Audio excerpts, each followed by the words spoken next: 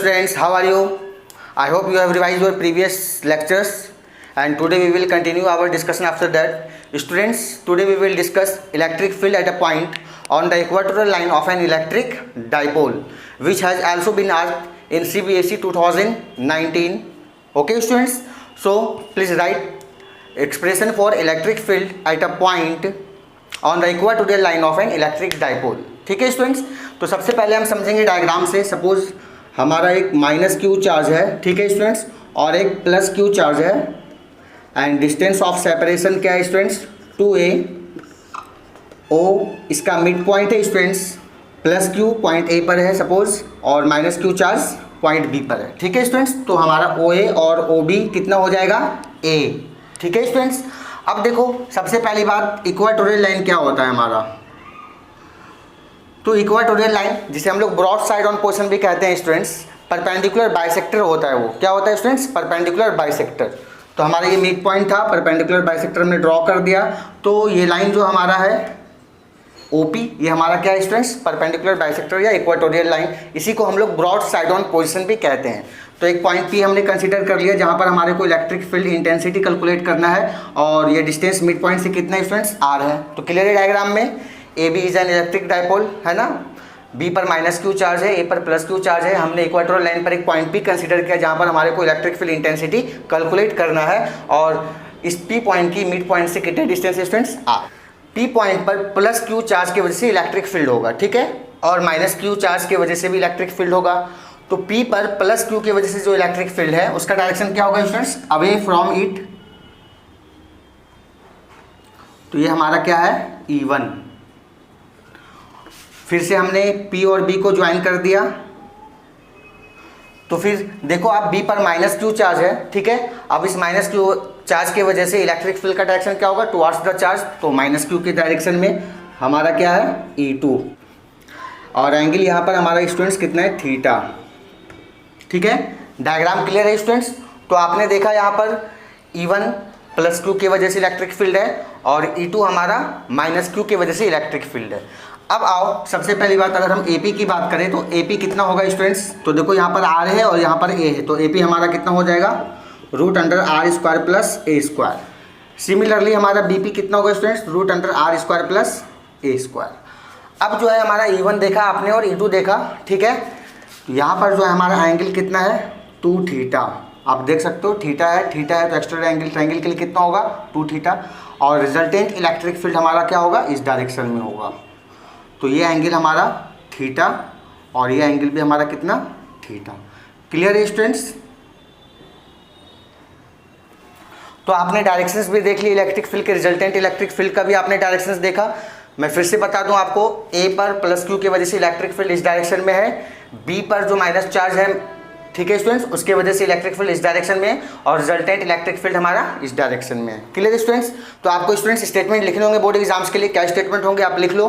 Consider an electric dipole A B of dipole moment P. A point P is considered at the equatorial line of dipole at distance r from the midpoint of dipole where electric field intensity is to be calculated. Statement लिखने के बाद आपको क्या करना है students, OA और OB आप diagram में देख सकते हो कितना है OA एंड OB. A है हमारा, OP कितना है स्टूडेंट्स R है, AP and BP, AP and BP कितना students root under R square plus A square.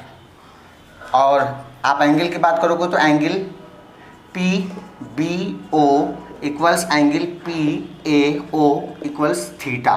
ठीक है students.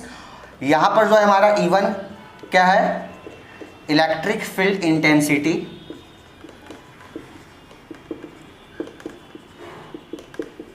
Eight point P due two plus Q. ठीक है स्टूडेंट्स. तो चार्ज प्लस Q की वजह से P पर जो इलेक्ट्रिक फील्ड है हमारा क्या है E1 है. तो फिर जब आप कैलकुलेट करोगे स्टूडेंट्स तो हमारा E1 है कितना आने वाला है स्टूडेंट्स, मैग्नीट्यूड E1 का K Q अपॉन डिस्टेंस का स्क्वायर. आपने पढ़ा था ना electric field at a point due to a point charge K Q upon are square मतलब डिस्टेंस का स्क्वायर। तो यहाँ पर देखो डिस्टेंस हमारा क्या है, ए पी है, तो हमने लिख दिया ए पी का square means K Q upon root under are square plus A square का होल स्क्वायर। तो आपका फाइनली इवन कितना आ जाएगा students, K Q upon are square plus A square. ये हमारा क्या आया स्टूडेंट्स, इवन। ठीक है स्टूडेंट्स, तो आपने देखा किस तरीके से हमने इवन कैलकुलेट कर लिया। सिमिलरली अगर हम E2 की बात करते हैं तो हमारा ये क्या है students, electric field intensity, electric field intensity at point P due to minus Q charge. ठीक है स्टूडेंट्स, तो यहाँ पर आप देखो क्या होगा, के क्यू अपॉन डिस्टेंस कितना है हमारा, बी पी है, तो बी पी का स्क्वायर करोगे आप तो K Q upon root under are square plus A square का होल स्क्वायर। ठीक है स्टूडेंट्स, तो हमारा E2 कितना आ जाएगा, K Q upon are square plus A square. ठीक है, तो आपने सारी चीज़ देख ली, इवन भी किस तरीके से कैलकुलेट किया हमने, आपने देखा E2 किस तरीके से कैलकुलेट किया हमने देखा। ठीक है स्टूडेंट्स, तो स्टूडेंट्स आप लोगों ने क्या देखा यहाँ पर, इसे इक्वेशन फर्स्ट एज्यूम कर लेते हैं हम, इस इक्वेशन सेकंड एज्यूम कर लेते हैं हम। अब देखो आप from equation first and second क्या देखा आपने, E1 इक्वल्स E2, E1 और E2 का मैग्नीट्यूड स्टूडेंट्स क्या आया, सेम आया, equals K Q upon are square plus A square. Students हम इसे एक्स एज्यूम कर लेते हैं, ठीक है, ताकि कैलकुलेशन में हमारे को क्या हो, आराम हो। अब आओ नेट इलेक्ट्रिक फील्ड अगर हमारे को कैलकुलेट करना है, net electric field eight point P, तो हमारा क्या होगा students, E equals E1 plus E2 है ना। मैग्नीट्यूड आपको कैलकुलेट करना है E का, तो क्या होगा, root under E1 square plus E2 square plus 2E1 E2 cos 2 theta, angle between E1 and E2 is 2 theta.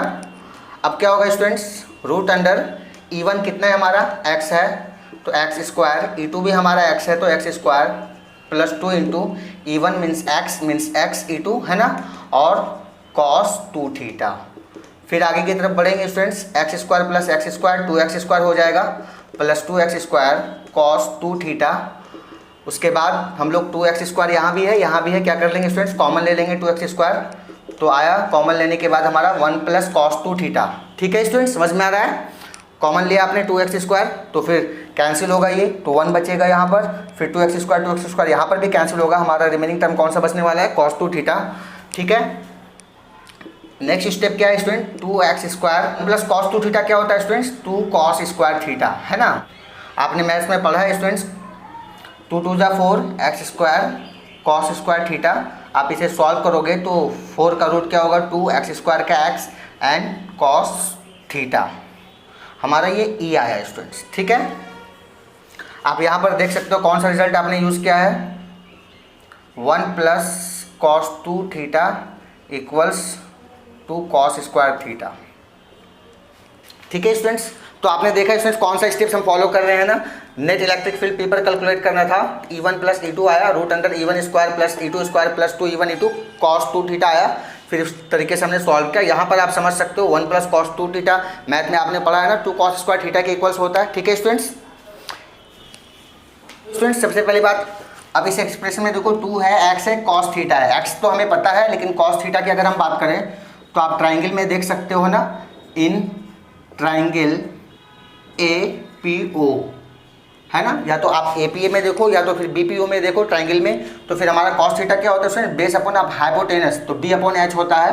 ठीक है, तो B हमारा यहाँ पर कितना है, A है, और हाइपोटेनस आप डायग्राम में देख सकते हो root under R square plus A square, ये हमारा कॉस थीटा आया है ना।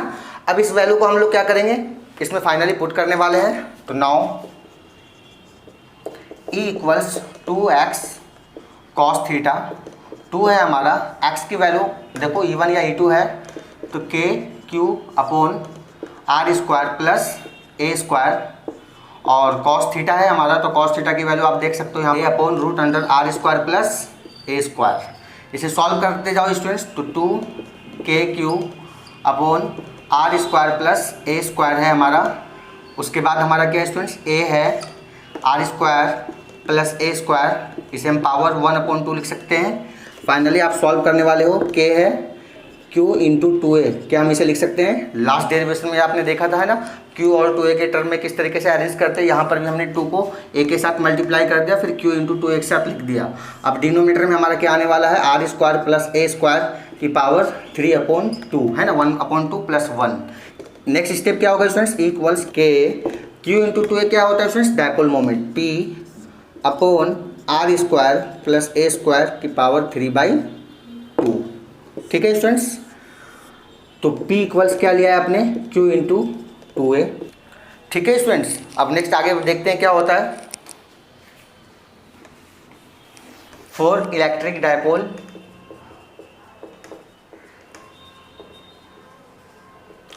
r is very very greater than a, है ना, लास्ट डेरिवेशन में भी मैंने आपको बताया था, एक्सप्लेन किया था।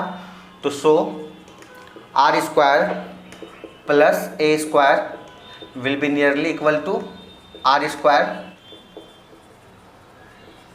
देन हमारा इलेक्ट्रिक फील्ड क्या हो जाएगा स्टूडेंट्स, के पी अपॉन ये टर्म हमारा किसके इक्वल होगा, आर स्क्वायर के। तो हमने लिख दिया आर स्क्वायर पावर 3/2, 2 से 2 कैंसिल, तो इक्वल्स हमारा आया के पी अपॉन आर क्यूब। ठीक है स्टूडेंट्स, या तो फाइनली आप क्या बोल सकते हो students, equals 1/4 pi epsilon naught P upon R cube. ठीक है स्टूडेंट्स, तो आपने इस डेरिवेशन को देखा किस तरीके से हम लोगों ने किया, ये भी बहुत ही इजी था, बस थोड़ा लेंदी है ना। तो आप 2 से 3 बार प्रैक्टिस करोगे तो आपको सारा समझ में आ जाएगा। ठीक है स्टूडेंट्स, एक्सप्लेनेशन भी और डायग्राम भी, तो इसे प्रैक्टिस करना। ये CBSE 2019 में रिसेंटली आ चुका है, derive an expression for electric field at a point on the equatorial line of an electric dipole. Students, आप लोगों ने देखा किस तरीके से हम लोगों ने इस एक्सप्रेशन को ड्राइव किया है ना। लास्ट लेक्चर में भी हम लोगों ने एक एक्सप्रेशन ड्राइव किया था है ना, ऑन एक्सियल लाइन। आज वाला क्या था, इक्वाटोरियल लाइन पर। हम लोग इन दोनों डेरिवेशन के बेसिस पर कुछ इंपॉर्टेंट पॉइंट्स नोट्स करेंगे। ठीक है, नोट में क्या आपने सीखा, सबसे पहली बात, इलेक्ट्रिक फील्ड एक्सियल लाइन पे आपने क्या देखा था, 1/4 pi epsilon naught 2p upon R cube. ठीक है स्टूडेंट्स, यहां से आप एक और चीज देख सकते हो स्टूडेंट्स, ई एक्सियल जो है हमारा क्या है, इनवर्सली प्रोपोर्शनल है क्यूब ऑफ डिस्टेंस के। नेक्स्ट क्या आपने देखा स्टूडेंट्स, ई इक्वाटोरियल है ना, इक्वाटोरियल लाइन पर इलेक्ट्रिक फील्ड कितना होता है हमारा, 1/4 pi epsilon not p upon R cube.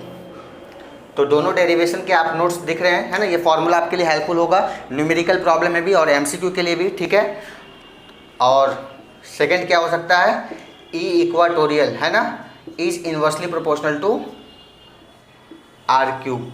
अब एक बात और, नेक्स्ट पॉइंट जो है हमारा, क्या देख सकते हो आप, ई एक्सियल है ना, ई एक्सियल ये डबल है किसके, ई इक्वाटोरियल के, 2 इंटू ई इक्वाटोरियल। ये पॉइंट भी आपको याद रखना है। नेक्स्ट आप क्या कर सकते हो स्टूडेंट्स, ई इक्वाटोरियल हाफ होता है किसके, ई एक्सियल के। तो आप अगर न्यूमेरिकल प्रॉब्लम सॉल्व कर रहे हो, यहाँ पर इन दोनों में से किसी एक को आपने कैलकुलेट कर रखा है, तो दूसरा आप इनके मदद से सॉल्व कर सकते हो है ना। तो ई इक्वाटोरियल ई एक्सियल के हाफ होता है और ई एक्सियल हमारा ट्वाइस होता है ई इक्वाटोरियल के। नेक्स्ट कुछ एग्जामिनेशंस में आ चुके हैं स्टूडेंट्स, ई एक्सियल और ई इक्वाटोरियल का रेशियो है ना, तो ई एक्सियल 2 और इक्वाटोरियल 1 एग्जाम्स में आते हैं स्टूडेंट्स है ना। तो आपको मैं इन डेरिवेशंस के बेसिस पर ही जो पॉसिबल MCQs हैं क्या आ सकते हैं, या 1 मार्क्स क्वेश्चन रिलेशन पूछ सकता है आपको, तो उसके लिए मैंने आपको बताया, बहुत ही इंपॉर्टेंट है ये। सिमिलरली आपको अगर सपोज ई इक्वाटोरियल और ई एक्सियल का रेशियो पूछ दे तो क्या करोगे, 1/2, तो 1:2 होता है। ठीक है स्टूडेंट्स, तो आपको इन दोनों डेरिवेशंस में जो भी पॉसिबल क्वेश्चंस थे 1 मार्क्स के या तो फिर MCQ के लिए और न्यूमेरिकल प्रॉब्लम के लिए है ना, जो आ सकते हैं या आए हुए हैं, वो मैंने आपको सारा बता दिया। ठीक है, तो रिवाइज कर लो आप। Electric field at a point on the axial line of an electric dipole is given by 1/4 पे epsilon naught 2p upon r cube. ठीक है, याद रखना है आपको न्यूमेरिकल के लिए, एमसीक्यू के लिए। E axial is inversely proportional to cube of distance, ये भी एग्जाम में आते हैं, है ना। इक्वाटोरियल हमारा कितना है 1/4 पे epsilon not p upon r cube and equatorial is inversely proportional to r cube. Next मैंने आपको बताया E axial is twice of E equatorial, और आप कह सकते हो E equatorial equals half of E axial. Next ratio पूछता है what is the ratio of electric field at a point on the axial line to the electric field at a point on the equatorial line. क्या होगा students 2:1, है ना, और ये वाला कितना होगा 1:2। ठीक है स्टूडेंट्स, तो उम्मीद करता हूँ आप लोगों ने बहुत कुछ सीखा, प्रैक्टिस करते रहो। ठीक है स्टूडेंट्स, हम लोग पहले तो सारे डेरिवेशंस और थ्योरीज पढ़ ले रहे हैं बोर्ड लेवल्स के, उसके बाद जो एडवांस न्यूमेरिकल्स हैं, अच्छे अच्छे न्यूमेरिकल्स हैं बोर्ड में जो आ चुके हैं, नीट और जेईई मेंस में आए हुए हैं, उन सबको हम लोग डिस्कस करेंगे। तो ठीक है स्टूडेंट्स, तो प्लीज़ रिविजन करते रहो, है ना, किसी भी लेक्चर को मिस नहीं करना। Students, please keep watching all the previous lectures also for your better and basic concepts so that your concepts are well developed. Okay students?